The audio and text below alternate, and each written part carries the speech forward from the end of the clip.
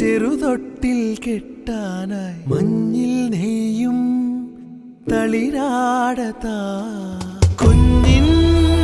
മിഴിയെഴുതാ സൂര്യൻ വരവായിതാ കഥ ചൊല്ലി സ്വപ്നത്തിൻ തിരികൂട്ടാൻ ഞാൻ